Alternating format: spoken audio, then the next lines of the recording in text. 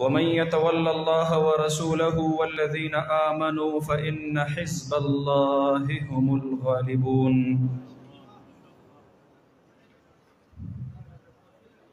अन मुआज़ इब्न जबल रज़ियल्लाहु तआला अन्हु क़ाल खुज़ुल अताअ मा दाम अताअन फ़इज़ा सार रिश्वतन अला द्दीन फ़ला तअख़ुज़ूह अला इन्न रहल इस्लाम दाइरा फ़दूरू हैसु दारल किताब फ़इन्नल किताब वस्सुल्तान सयफ़्तरिक़ान व सयकूनु अलैकुम उमरा इन अतअतमुहुम अदल्लूकुम व इन असयतमुहुम क़तलूकुम क़ालू फ़कैफ़ नस्नअु या रसूलल्लाह सल्लल्लाहु अलैहि वसल्लम क़ाल कमा सनअ अस्हाबु ईसा इब्न मरियम नुशिरू बिल मनाशिर व हुमिलू अलल ख़शब मौतुन फ़ी ताअतिल्लाहि तआला खैरुम मिन हयातिन फ़ी मअसियतिल्लाह। सदक़ल्लाहु मौलानल अज़ीम व सदक़ रसूलुहुन नबियुल करीम व नहनु अला ज़ालिका लमिनश शाहिदीन वश्शाकिरीन वल्हम्दुलिल्लाहि रब्बिल आलमीन। ये गाज़ी मुजाहिद पुरस्सरार बंदे, ये गाज़ी मुजाहिद पुरस्सरार बंदे जिन्हें तूने बख्शा है ज़ौक़े खुदाई। ये गाज़ी मुजाहिद पुरस्सरार बंदे जिन्हें तूने बख्शा है ज़ौक़े खुदाई। दोनीम इनकी ठोकर से सहरा व दरिया से मिटकर पहाड़ इनकी हेबत से राई। दो आलम से करती है बेगाना दिल को अजब चीज़ है लज्जते आशनाई। शहादत है मकसूद मतलूब मोमिन न माले गनीमत न किश्वर कुशाई। मुहतरम मुकर्रम सदर मजलस स्टेज बांधे तशरीफ फरमाद आलमी मजलिस तहफ़्फ़ुज़ ख़त्म नबूवत कायदीन अकाबिरीन उम्मत उलमाए किराम बुजुर्गान दीन और जनाब नबी करीम सल्लल्लाहु अलैहि वसल्लम पैश्को मोहब्बत के पदाननी इज्तिमा की तशरीफ राउड़न को डेर मुअज़्ज़ज़ो मुहतरमो खुशकिस्मतो मुसलमानानो रुणो दानने इज्तिमा दा तजदीद आहद दे। हज़रत मौलाना शाह अनवर शाह कश्मीरी रहमतुल्लाह अलैह सन 1929 के द मुक़द्दिमे बहावलपुर द पारा जामिअ मस्जिद अस्सादिक़ त तशरीफ रावड़ो इज्तिमा त द खिताब आगाज़ उको। मेरे मुसलमान भाइयों, खूनी बवासीर की वजह से मेरी आधी जान चली गई है। दिल में सोच रहा था कि सफर आखिरत पर रवाना होने वाला हूं, लेकिन मेरे पास कोई तोशा नहीं है।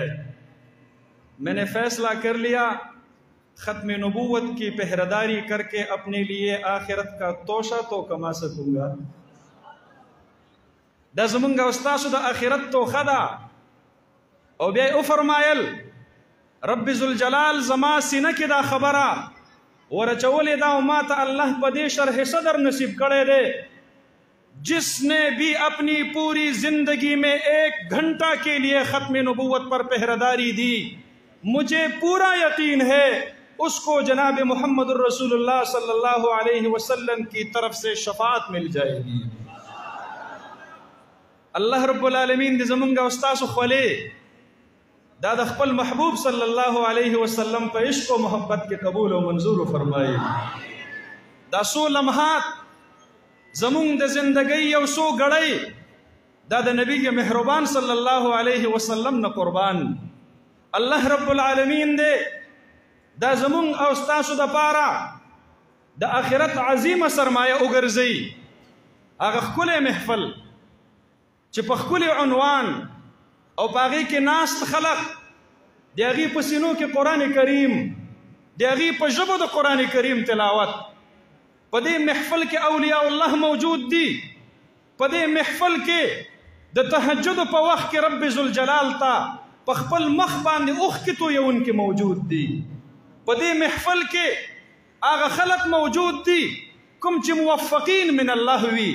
چاته چې حزب الله ویلی شوی دی. زما محترم ورونو، داسې مجلسونو کې د زړه آرزوګانې تمناګانې رب ذوالجلال قبلوي. خو زما د ټول اهل مجلس نه دا درخواست دی چې دا مجلس تر اختتامه پورې شرکت هم وکړي او د شرکت سره سره د خاموشۍ سره سره په خپلو ژبو باندې د درود شریف ورد پرېږدوئ. ما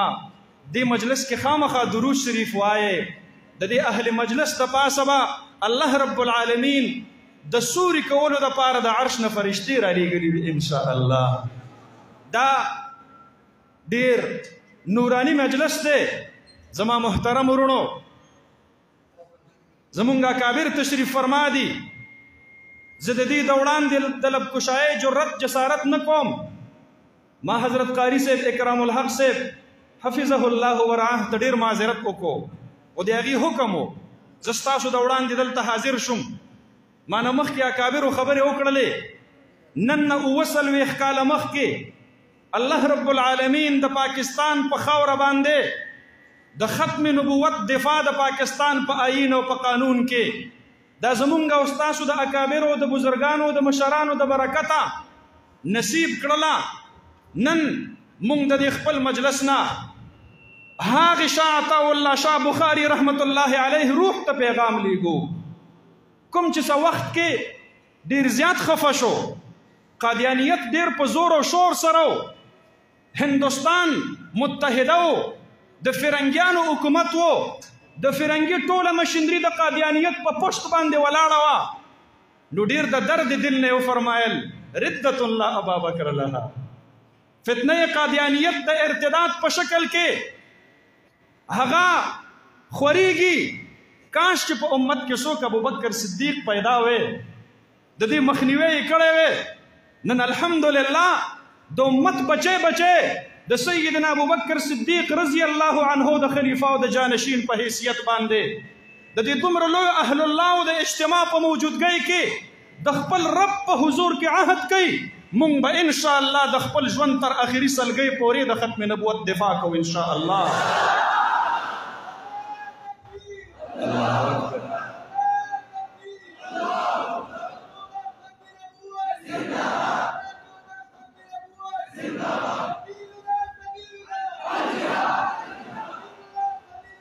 الله رب العالمین دے مونږ او تاسو ته د حرمین شریفین دیدار بار بار نصیب فرمایي. نن سبا حرمین ډیر خفه دي. بیت الله د لبیک اللهم لبیک د اوازونو د پاره ترسیق. روزه اطهر د دواړو جهانو د سردار مبارک د امت د طرف نه د سلام منتظر انتظار کدا.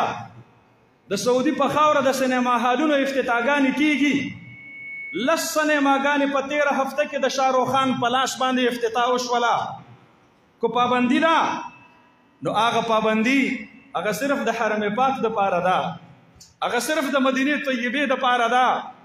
نو چې کله مدینه طیبه ته الله بوزي او روزه مبارکه ته مخامخ شي نو د جنگلونو بهر پښتنو باندې یو 2 شعرونه لیکلي دي. یا خیر من دفنت فی الترب اعظمه فطاب من طیبهن القاع والاکم. اے هغه عظیم هستی د چا جسد اطهر چې په خاورو کې دفن دی او د هغې د خوشبو د وجې نه الله رب العالمین د کائناتو دننه او بهر ټول معطر کړی دی. نفس الفداء لقبر انت ساکنه فيه العفاف وفيه الجود والکرم. حضرت مولانا انور شاه کشمیری رحمت الله علیه به فرمایل چې بېشکه د قرآن کریم خدمت کول دا حدیث مبارکه د جناب محمد رسول الله صلی الله علیه وسلم مبارک خدمت کول دا د دین اعلی خدمات دي. خدا د دواړو جهانو د سردار مبارک د اقوالو د افعالو د اعمالو خدمت کول دي او د ختم نبوت خدمت کول دا د دواړو جهانو د سردار مبارک د ذات خدمت کول دي. الله رب العالمین د مجلس کې ناستو خلقو ته د گنبد خضرا د پهردارۍ توفیق نصیب کړی دی. ټول وای الحمدلله. مونږ او تاسو د دواړو جهانو د سردار مبارک د هغې په ذات اطهر باندې چوکیداري او پهرداري کوو. کوم غشه چې د قادیانیت د طرف نه راځي زمونږ سینې ورته حاضرې دي. انشاء الله ګنبد خضرا ته به نه رسیږي، انشاء الله مدینې طیبې ته به نه رسیږي. نن په امت کې هغه جذبه پکار ده کومه جذبه چې په غزوه احد کې حضرت سعد بن ربیع رضی الله عنه هغې ښودلې وه چې د دواړو جهانو سردار مبارک پوښتنه وکړله این سعد، سعد چرته دی؟ ژوندو کې نشته دی. ابی ابن کعب رضی الله عنه تشریف ووړو او شهدا یې ولټول، اواز یې وکړو سعد چرته دی؟ عجیب رسول الله صلی الله علیه وسلم د دواړو جهانو سردار مبارک دی غواړي کو ژوندی یې. سعد رضی الله عنه د زنکدن د سلګو په آخري لمحاتو کې جواب ورکو زه دایم زه د دنیا نه رخصتېږم، زما سلام ور ورسوه د دواړو جهانو سردار مبارک ته. او بیا ورته ووایه الله رب العالمین دې د انبیاء کرام علیهم الصلوات والتسلیمات په ټولګي کې تعالی اعلی مقام درکړي. او بیا ورته وفرمایل ابی ابن کعب انصارو ته زما د طرف نه پیغام ورسوه چې سعد دا ویلي وو چې تر کوم وخته پورې په تاسو کې یو سترګه غړېدونکي وي خبردار چې د نبی مهربان صلی الله علیه وسلم مبارک په جسم زخم را لشي چرته. زما د ژوند اخري وصیت هغوی ته ور ورسوه. نن په امت کې د حضرت ابو طلحه انصاري رضی الله عنه جذبه پکار ده څوک چې د دواړو جهانو د سردار مبارک د حفاظت او د پهردارۍ لپاره د کفارو غشو ته مخې ته ولاړ وو او په ډال باندې غشي منع کول. ډال تېنه لاندې ورتاو شو، لاس یې ورته مخې ته کړلو، 52 غشي په لاسو کې لاړل، لاس یې شل شو لاندې را پرېوتلو. چا ورته آواز وکړو ډال دې راوچت کا. ابو طلحه رضی الله عنه ورته فرمایي کو ډال پسې ښکته کېږم هسې نه چې غشی راشي او د نبي مهربان صلی الله علیه وسلم مبارک جسم پې خوږ شي. د دواړو جهانو سردار مبارک ته فرمایي وجهي لوجهك الوقاء ونفسي لنفسك الفداء. د الله محبوبه نهري دون نهرك یا رسول الله، زما سینه ستا د سینې نه مخې ته ډال ده. نن موږ ګنبد خضرا ته د دې اجتماع نه پیغام لیږو اے نبی مهربانه، اے د مدینې جانانه، دا د مردان غیرتمند مسلمانان دی خپلې سینې ډال نیسلي دي د ختم نبوت د دفاع او د تحفظ دپاره. انشاء الله ثم انشاء الله قربانی ضرورت راغې خولې نه وینې به قربانو انشاء الله. خون دل دے کر خون دل دے کر نکاریں گے رخ برگے گلاب، ہم نے گلشن کے تحفظ کی قسم کھائی ہے. منگا دا عہد کو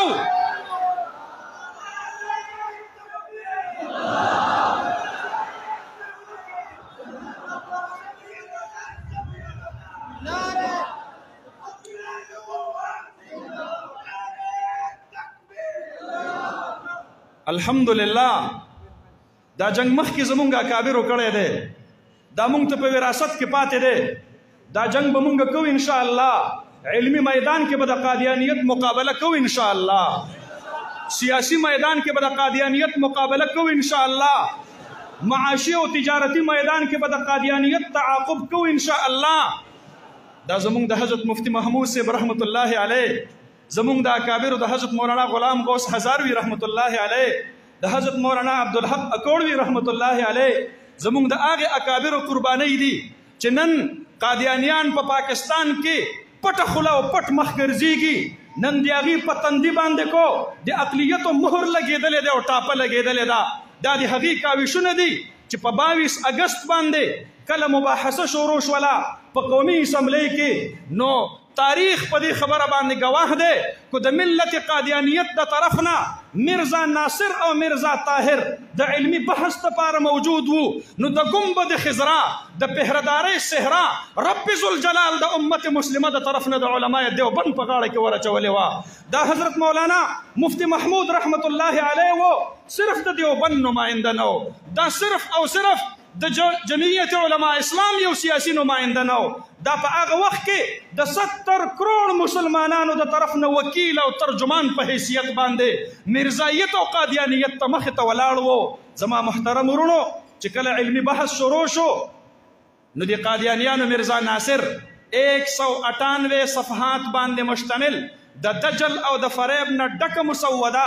د اراکین پارلیمنت باندې تقسیم کړله. حضرت مفتی صاحب رحمت الله علیه فرمایي وی هغه وخت موږ د پاره ډیر مشکل وو چې کله دا میرزا ناصر قادیانی د کله پارلیمنت ته رادننه کیږي سپینه کورتۍ اغوستې ده او لوی لچدار چې کم دی نو پګړۍ یې په سر کړې ده لاسو کې تسبیح دي ژبه باندې د دجل او د فریب دپاره درود مبارک هم وایي چې کله مجلس زمونږ شروع شو د خلکو هغه کتابچه وکتله د هغې ذهنونه یکسر مختلف وو هغوی ما ته نسبت کو دا مفتی محمود صاحب څومره زیاتې کوي چې دومره ښکلی سړی دومره ښې خبرې کوي او د هغه په لاسو کې تسبیح دي د هغه په ژبه باندې درود پاک دی او هغه متشرع یو باصورته او باصیرته انسان دی هغه په باره کې وایي چې دا میرزا قادیانی دا میرزا ناصر دا غیر مسلم دی دا کافر دی دا دجال دی دا کذاب دی مفتی صاحب رحمت الله علیه هغه دا میرزا ناصر مخاطب کوي او تپوس نه کوي وای د میرزا غلام قادیانی په باره کې ستا څه خیال دی میرزا ناصر ورته وایي میرزا غلام احمد قادیانی وہ امتی نبی تھے اور امتی نبی وہ ہوتا ہے جو آپ صلی اللہ علیہ وسلم کے کامل اتباع کی وجہ سے منصب نبوت پر فائز ہوتا ہے حضرت مفتی محمود صاحب رحمت اللہ علیہ مخاطب کئی تپوس تر نه کوي په دې میرزا غلام قادیانی باندې به وحی راتلله هغه ورته وایي او راتلله مفتی محمود صاحب رحمت الله علیه ترنه تپوس کوي په دغې وحی کې د خطایۍ او د غلطۍ څه امکان او څه احتمال و میرزا ناصر قادیانی ورته وایي په دې کې د غلطۍ اس امکان او اس احتمال نه و زما محترم ورونو مفتی محمود صاحب رحمت الله علیه ترنه تپوس کوي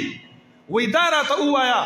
چې آیا د کامل اتباع د وجنه سیدنا ابوبکر صدیق صاحب دغه مقام ته رسیدلی و میرزا ناصر ورته وایي نه و رسیدلی مفتی محمود صاحب رحمت الله علیه ترنه تپوس کوي سیدنا عمر سیدنا عثمان سیدنا علی رضوان الله تعالی علیهم اجمعین تابعین تبع التابعین سلف الصالحین کې یو کس دغه منصب ته رسیدلی و دی ورته وایي نه و رسیدلی مفتی محمود صاحب رحمت الله علیه ترنه بیا تپوس کوي وی آیا د میرزا غلام قادیانی نه وروسته به څوک دغه مقام ته ور ورسیږي میرزا ناصر قادیانی ورته جواب ورکړي وی بیا هم نشي رسیدلی مفتی محمود صاحب رحمت الله علیه ورته فرمایي بس خبره خلاصه شوله مونږ وایو خاتم النبیین دا جناب محمد رسول الله صلی الله علیه وسلم دی او تاسو وایي چې خاتم النبیین العیاذ بالله ثم العیاذ بالله میرزا غلام قادیانی دجال دی زما محترم ورونو مفتی محمود صاحب رحمت الله علیه ورته بیا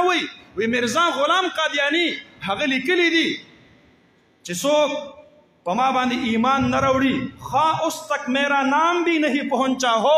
وہ دائرہ اسلام سے خارج ہے 172 اراکین پارلیمنٹ یو بل ته ګوري چې مونږ خو میرزا غلام قادیانی ته پیغمبر نه وایو نو بیا مونږ غیر مسلم یو نو هغه ورته وایي میرزا ناصر وی د اسلام د کامل دایرې نه خارج دی مفتی صاحب رحمت الله علیه ورته فرمایي دي لیکلي دي چې دا سړی کافر هم دی میرزا ناصر قادیانی تعویل کوي وی هغه وړوکی کفر امام بخاری صاحب چې کوم ذکر کړی دی باب ما جاء فی کفر دون کفر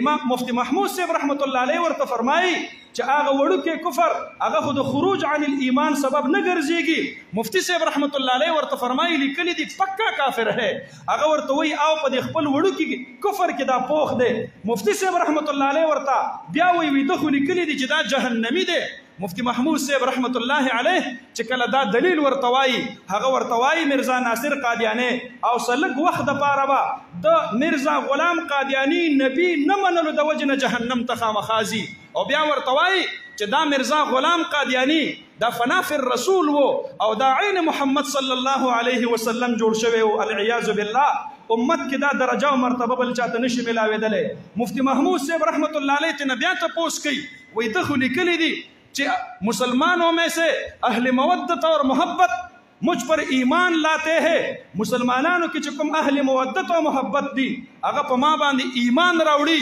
او څوک چې په ما باندې ایمان نه راوړي فهم ذریة البغایا دا د کنجرو ښځو اولاد دی مفتی صاحب رحمت الله علیه چې کله دا اقتباس د میرزا غلام قادیانی د کتاب نه د حوالې سمیت پیش کو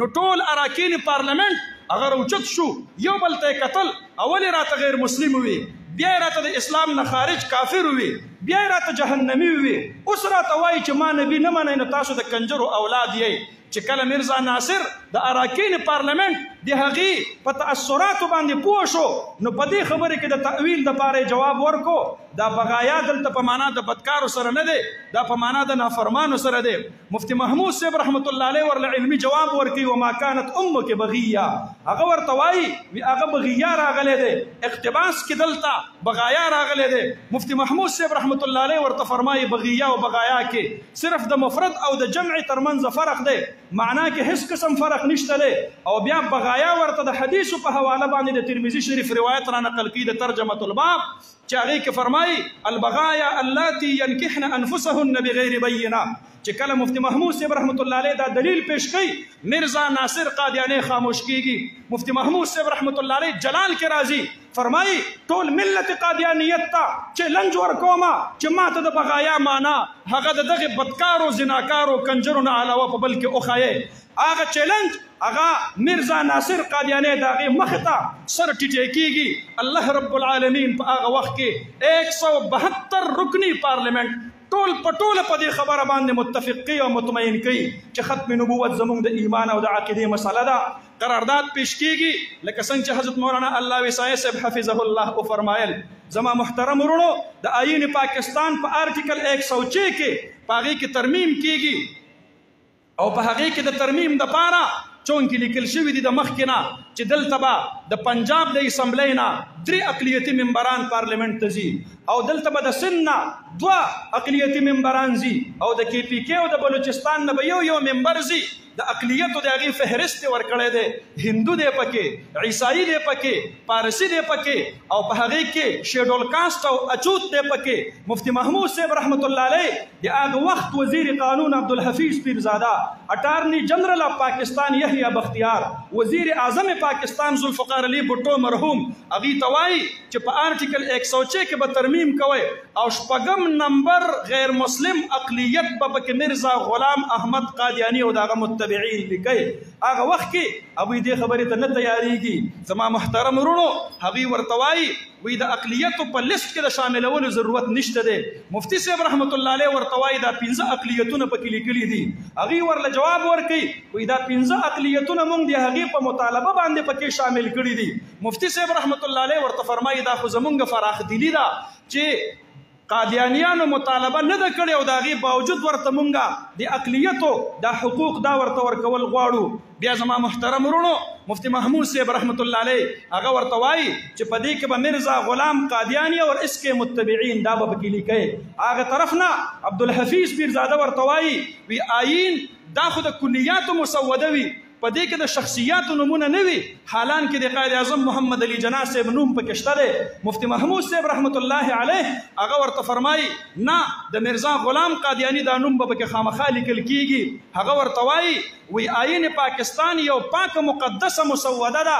او لہذا ستاسو په ګمان باندې میرزا غلام قادیانی خو یو بیکاره سړی دی د دا نوم پکې مه شاملوئ آئین پاکستان د مسودې تقدیس ته به نقصان ور ورسیږي زما محترم ورونو هغه عبدالحفیظ پیرزاده چې ورته دا وایي مفتی صاحب رحمت الله علیه ورته جواب کوي ولې قرآن کریم کې د قارون نوم راغلی دی قرآن کریم کې شیطان ذکر شوی دی قرآن کریم کې د خنزیر ذکر راغلی دی قرآن کریم کې د فرعون ذکر راغلی دی لہذا په دغې نومونو سره کو د قرآن تقدیس ته نقصان نه دی رسېدلی نو د میرزا غلام قادیانی دجال په نوم لیکلو سره آئین پاکستان دا نه پلیتیږي بېشکه دا پلیت دی خو د هغه په لیکلو سره د آئین تقدیس ته نقصان دا نه ور رسېږي زما محترم ورونو هغه ورته وایي وی میرزا غلام په نوم باندې به موږ ولیکو احمدي مفتی صاحب رحمت الله علیه یکدم د خپل ځای نه اوچتېږي او فرمایي ورته وہ مرزائی ہے وہ قادیانی ہے وہ لاہوری ہے وہ احمدی نہیں ہے احمدی محمدی ہم ہے مونږ احمدیان یو الحمدلله مونږ محمدیان یو ټول وایي الحمدلله د مفتی محمود صاحب رحمت الله علیه د دې دلیل نه وروستو هغه ورته وایي وی مونږ به ولیکو میرزا غلام قادیانی او بریکټ کې به ورسره میرزایي او لاهوري ګروپونه ور ولیکو مفتی محمود صاحب رحمت الله علیه ورته فرمایي بریکټ کې چې کوم څیز رابند شي هغه ثانوي حیثیت لري او میرزا غلام قادیانی په پاکستان کې د عالم کفر په صف کې په صف اول کې ولاړ دی دا ثانوي حیثیت نه لري